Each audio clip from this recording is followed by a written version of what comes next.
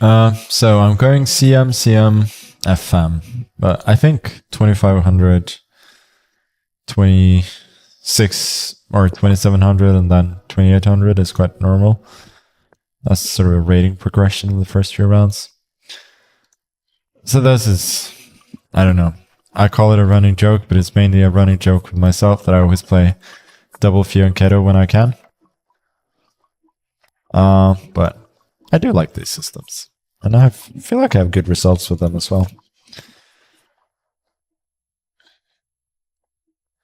Yeah, so this is one of the main lines, and it turns into more of a King's Indian kind of setup, where the bishop is misplaced on b7, but it's going to reroute, and he also has some slightly weird pieces.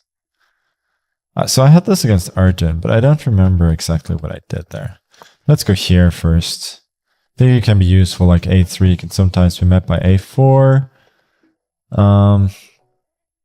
And then it's also good to have control of the a4 square if I want to meet b4 with knight a4 instead.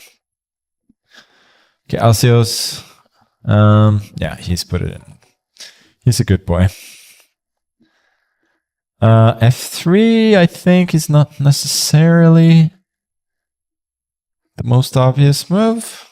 So now the queen is no longer attacking this knight, so I can put the knight on a somewhat more aggressive square, and it's not impeding my pieces in the way that it would be from e8, which is the other obvious move to prepare the pawn break f5. Knight e3, I think I don't like that move at all. This knight is hanging, so he has some tactical issues here. Like, normal way to answer would be takes and f4, but then I take it. This knight is hanging, and even though my knight is hanging here as well, I should have great play. And besides that, I have an obvious positional threat of going f4, where he would be forced to capture since I'm attacking the knight and the pawn on g3. So he does have some issues here already. Maybe g4 is his idea, but even there, e4 can be considered.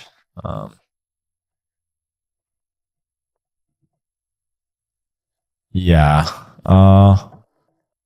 So there's f4. Like, f4 is begging to be played. The question is it any good? I think I just do it and then think later. Knight c2. So he wants to go f4, which is the positional threat here. I generally should not allow. So here there's bishop f5, there's e4. There are a lot of options really. There are also moves like queen e7, queen e8, queen g6. Which I don't mind too much. g4, knight f4 seems good for me. So, yeah, I don't love this though. Maybe our position wasn't as good as I thought.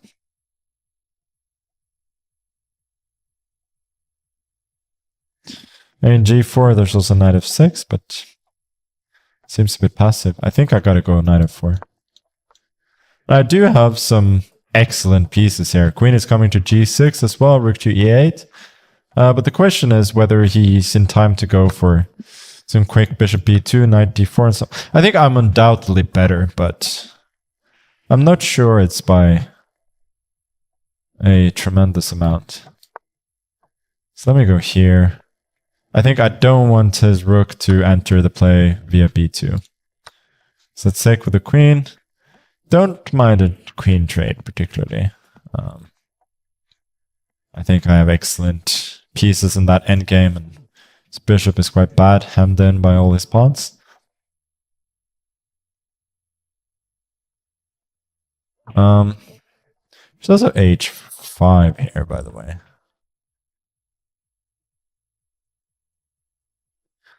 I guess I can do that later. Or why not do it now?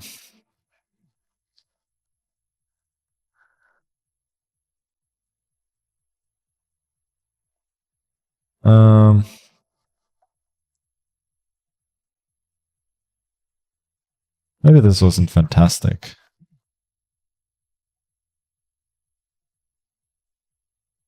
It's anticipating bishop f5, rook c1, and then trading, but now I don't love it.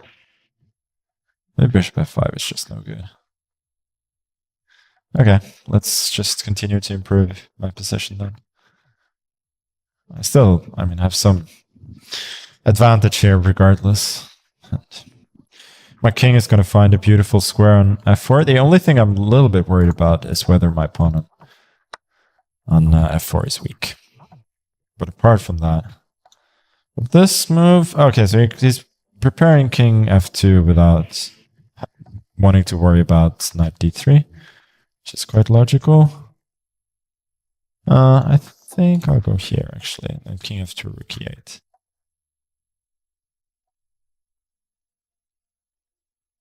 Rook h1, I'll take it. He has to take with the rook, and then I invade via e3 and knight d3. Should be good. Otherwise, rook e1, it's the same thing. I trade, then go rook e5, rook e3, or something along those lines. So king e1 was forced. Maybe I go rook h2 actually. Why not? Oh, I missed king f1 entirely. Okay. That was a stupid move. Okay. Gotta regroup then. G5. Rook e3. At least I'm invading a little bit. I was about to say it's not a full-scale invasion. Yeah, that's not a funny joke these days.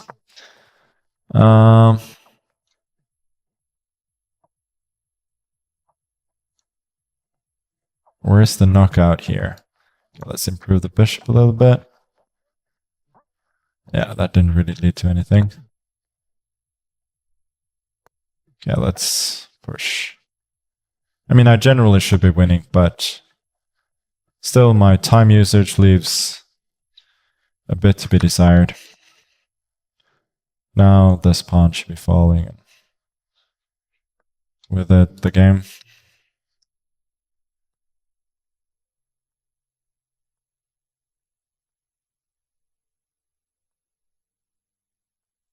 Check. Okay, 3. Oh, tricky. I thought he was going to take the pawn. Almost semi-pre-moved a rook blunder there. Okay, takes. Yeah, no, it's just fairly simple wrapping up job. Much like my previous black game, I just want to take all his pawns, but of course, if I'm offered a rook, I'll take that instead.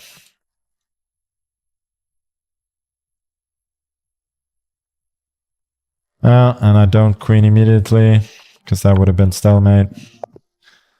But there we go.